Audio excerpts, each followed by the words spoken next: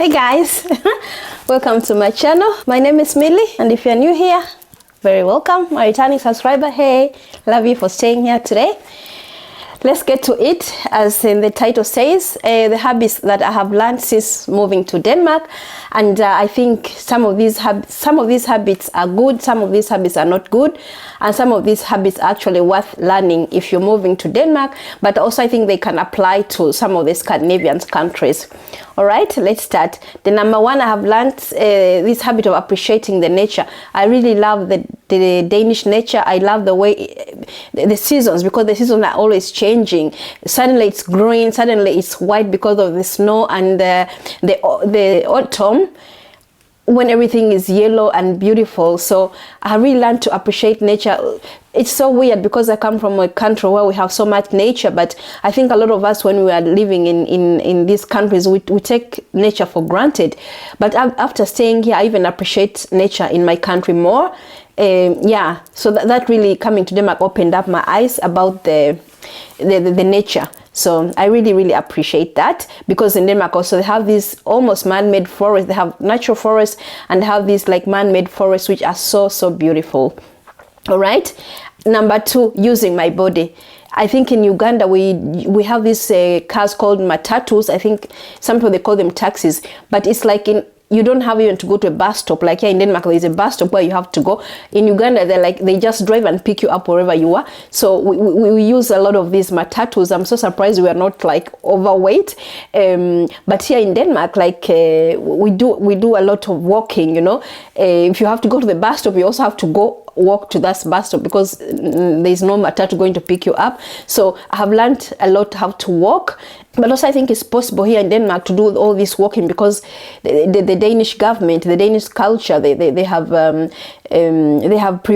made a priority to make these how you call them, the place for people to walk. So everywhere you go, there is a place for you to walk. Whereas in Uganda, you risk even being driven down, because they don't make these small, we call them stier here in Denmark. They don't make these small roads for pedestrians, you know. So in Uganda, you like walking, you have to move for the cars. Whereas here in Denmark, they have made this priority for people to be walking around. Guys, I'm looking here. That's why I have my notes. So running is very possible. Like walking, you can walk from almost one town to another town, because there is these nice places where you can walk and not be afraid to be driven down by a bicycle or something. So that's a really nice habit I've got, like walking. I'm walking a lot also for exercise, but also sometimes I just put my car, and I can put my car somewhere, and then I just walk to the shop where I'm going, in order also to get some exercise out of it. Oh, number three, drinking alcohol. Lordness, if you come to Denmark and you are not a strong soul, you're going to learn how to drink alcohol. Be careful, guys, because in Denmark, people drink. Denmark is on top of those countries that drink a lot. Drinking is part of hygge, you know. And it's so, like every time you are attending an occasion or something, there's alcohol.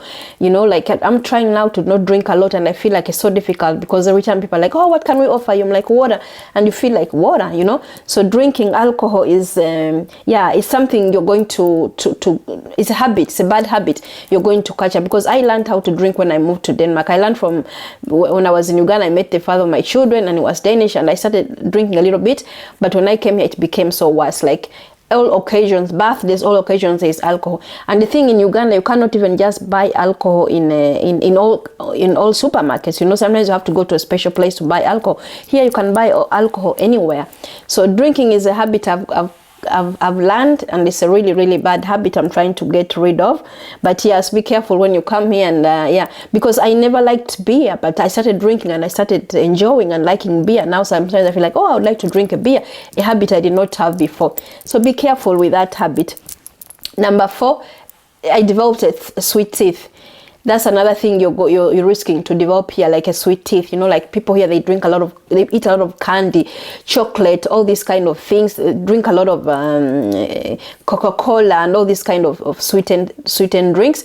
But also I think because the children have grown up doing this, it's a culture for them. Like they have this what is it called, Disney Friday for the children. When I came in Denmark, I didn't know about that, but I learned there was something called Disney Friday. That's why the children sit and watch Disney on Friday, and they eat candy. So on Friday, everybody's buying Disney candy. to do that. But I never introduce candy a lot to my kids, so they don't eat this candy a lot. But don't be afraid if you're an African or you come from another country and you see your grown-up son is coming in and out, and you see your grown-up boyfriend, your grown-up relative buying candy and sitting and eating like in a bowl of candy while watching television. So weird. People here eat a lot of candy. So I have learned this habit, and I'm also trying to get rid of this habit. Of course, we have to enjoy life and eat chocolate once in a while, but this is not a good habit to learn. So if you can avoid learning how to eat these sweets and candy, don't learn it. And if you have children, if you're coming from abroad and you have children, try to do the Disney thing, and that's it. Buy some candy, say this is for Disney, and that's it. But not having candy every evening. Drinking coffee, yes, I also learned how to drink coffee when I came to Denmark. I never used to drink coffee. In Uganda, it's not so many people drink coffee, but when I came to Denmark, like coffee, the people they say, would you like some coffee? Nobody asked, would you like some coffee or tea? Everybody was asking about coffee. And even now I realize, like even at my work, sometimes like when they make coffee, there is no tea. Or you go to meetings, most of the time there is coffee and then there is no tea. But I think it's actually getting better, because I think even some Danish people are beginning to drink more tea than coffee. But yes, coffee is the thing. There's so many cafes, just like in many European countries. But like back in Uganda, this coffee, if my daughter even, she was saying like when she was in Uganda some years back, there was no cafes, but now there's cafes are coming. They're coming cafes where you can actually go and drink coffee. And we export coffee from Uganda, but it was not something we used to drink a lot. But be careful with this coffee, it will ruin your teeth. That's what I noticed. My teeth started becoming brown, so go easy on it. And the caffeine can also be not good for you. If you're new to coffee and you feel like you get anxiety, you feel like your heart is pumping a lot and you don't understand that, try cutting out the coffee, because that coffee used to give me that in the beginning, but I think my body now has gotten used to it. Number 6, bicycling. Yes, guys, that's a good habit to learn. I learned how to bicycle in Denmark.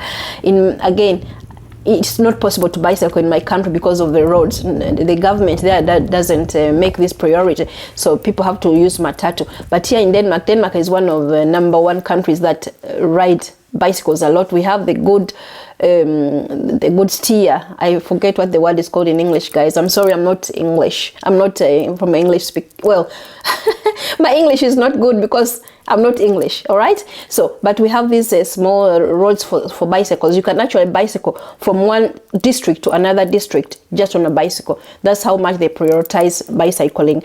But also when you have children here, they learn to bicycle when they're small. 3 years, 4 years old, they're already sitting in these toy bicycles. And it's important because sometimes your kids can bicycle to school alone, so they learn how to bicycle. If you're not able to put them on a bicycle, they can cycle to school alone. But also sometimes in the summertime, the kids want you, "Mommy, come, let's bicycle. It's a good weather." So you have to learn it. How I learned it, I just told myself, I used to go outside in the evening, in the summertime when it's not so dark. I'll sit on the bicycle, I'll fall and get up, until I learned how to ride a bicycle. I don't ride in the city because I'm not good at the rules, but in the outskirts of the towns, I ride bicycle. It's very good. Like the people in Copenhagen, some of them, they don't even need cars. They just ride their bicycles. So bicycle is a good habit to learn. Being on time, yes, guys. If you're coming from Africa, drop this whole thing of African time. Come on time. If people invite you, come on time. Because my goodness, people in Uganda, like you have an appointment with somebody at 2 o'clock, they come at 4 o'clock. People, they don't know this thing of time. They don't respect the time. But if you come into Denmark, do respect the time, because people will drop you. Like if you can come to the doctor's office like 5 minutes earlier, and they can make you wait for 15 minutes. But if you come 5 minutes late, they'll make you wait. Your time has gone. They'll make you wait, and they'll take other people in until they can fix you in. So try to come on time and stop coming late. It's very disrespectful. Yes. Number 8, dressing casual. Yes, Danish people, they are Danish, and I think a lot of Scandinavian people, they're known for dressing casual, especially Danish people. Women, they are so casual. My goodness, sometimes it's like I don't even get it. Like you see women walking in the streets wearing these leggings, leggings and a sweater on. They are so casual. In the winter time is black and gray. In the summertime is white and beige. They're afraid of colors. But I think colors are being introduced now. I see a lot of Danish women on Instagram wearing colors. It's so beautiful to see. But yes, I try to dress casual, you know. I think I feel I'm dressing casual because normally I would put on like high heels, like boots in the winter time with a little bit heel. But now I'm also wearing these flat boots, you know, during the winter time. But I try to make it look nice. But yes, if I'm going to a party or wedding, I dress the way I like. I don't try to dress down. But I feel like sometimes in some occasions I try to dress so I don't feel overdressed, if you know what I mean. But for the most time I dress what I like. But yes, Danish people, don't be surprised if you have a wedding or if you have a big party and somebody shows up in jeans and sports shoes and a t-shirt. Don't be surprised about that. Yes, I feel it's very disrespectful, like on a wedding somebody shows up wearing jeans and, you know, but that's how it is. They're very casual. And yeah, and I think that when you're going shopping, it's also difficult because most of the dresses, you know, there are some of the dresses they have, they are the ones that don't show the shape of your body. So I think Danish women, they don't like bringing this kind of attention to themselves. They like clothes that are like loose. So dress the way you like, but yeah, don't be surprised if you see people coming dressed very casually. You invite people to your home and they come dressed like so casually. Yes, number 9, making appointments. You cannot just show up at somebody's home without an appointment. This thing of spontaneous, like we have in Uganda, I can be like, oh, I go on, I'm like, oh, friend, are you home? You know, like, oh, no. Here you have people like, I am not good at that, but if I want to see people, my friends, even my African friends, even my friends who come from other countries, they have learned this, like 3 months ahead, you have to make an appointment if you're going to visit somebody. You know, everything has to be planned. Calendar is going to be your friend because everything has to be planned. If you're going to visit somebody, you have to be planned. You cannot say like, oh, it's like a Monday today, Thursday, you guys, are you home? Can we come over? No. It has to be planned days, month, weeks ahead. So it's important making appointments. You cannot just show up. And number 10 is some of the work cultures. I think I'll make a video about that. So when it's your birthday at work, you are expected to bring something. It's expected of you. You'll be embarrassed if you don't bring something. Yes, and also like sometimes if you're going on vacation or if you're pregnant and you're going on your leave, it's a tradition that you have to bring something. So you'll be so embarrassed if you don't do that because actually people expect it. I don't think they're going to be, but they will say it, oh, if you say like, oh, tomorrow is my birthday, oh, we can't wait for the cake. I mean, they say it jokingly, but it's expected of you. So guys, these are some of the habits I have picked up, some good, some bad. But if you're coming to Denmark and some of the other Scandinavian countries, it's almost the same. But I live in Denmark and this is what I know. So I hope you enjoy the videos and it was informative for you if you're planning to come to Denmark. Stay tuned for more videos like this. Mwah! Bye!